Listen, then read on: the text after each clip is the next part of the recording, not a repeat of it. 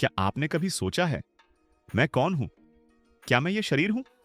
ये नाम या कुछ और? श्री कृष्ण अर्जुन से कहते हैं, तू ना यह शरीर है ना यह नाम, तू आत्मा है, अजर अमर अविनाशी। आइए आत्मा के इस अद्भुत ज्ञान को समझें। जब अर्जुन युद्ध भूमि में अपने सगे संबंधियों को देखकर कांप उठा, तब श्री कृष्ण ने कहा, श्लोक भगवद गीता अध्याय 2 श्लोक 20, न जायते म्रियते व कदाचित नायम भूतवा भविता व न भूय अजो नित्यः शाश्वतोयम पुराणो न हन्यते हन्यमाने शरीरे। अर्थ, आत्मा कभी जन्म नहीं लेती, कभी मरती नहीं। यह अजन्मा, शाश्वत, नित्य और सनातन है। शरीर के नाश होने पर भी यह आत्मा नष्ट नहीं होती। यह सुनकर अर्जुन का भय दूर हुआ, जैसे घना अंधकार सूर्य के सामने मिट जाता है। श्री कृष्ण आत्मा और शरीर के रिश्ते को एक सुंदर उदाहरण से समझाते हैं। श्लोक अध्याय 2 श्लोक 22, वासांसि जीर्णानि यथा विहाय नवाणि गृह्णाति नरो प्राणी तथा शरीराणि विहाय जीर्णान्यन्यानि संयाति नवाणि देहि।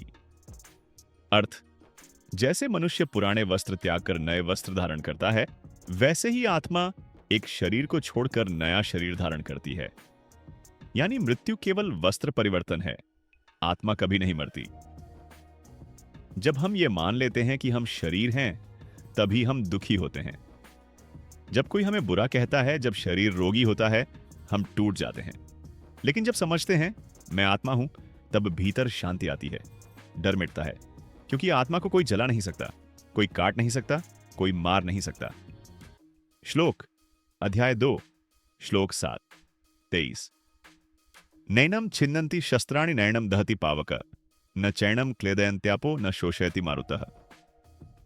अर्थ, इस आत्मा को न कोई शस्त्र काट सकता है, न अग्नि जला सकती है, न जल भिगो सकता है, न वायु सुखा सकती है। यह आत्मा अमर है और यही है हमारा सच्चा स्वरूप।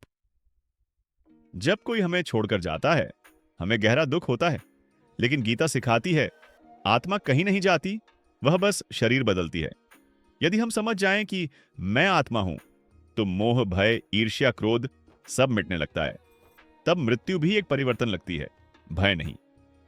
तो आज से एक मंत्र याद रखें, मैं यह शरीर नहीं, मैं आत्मा हूं, शांत, चैतन्य, अमर। जो इस आत्मज्ञान को समझ लेता है, वही असली में जीना शुरू करता है। कल मिलते हैं गीता के अगले दिव्य ज्ञान के साथ। डे 5, मृत्यु का दर्शन डर नहीं दर्शन है। जय श्री कृष्ण। श्री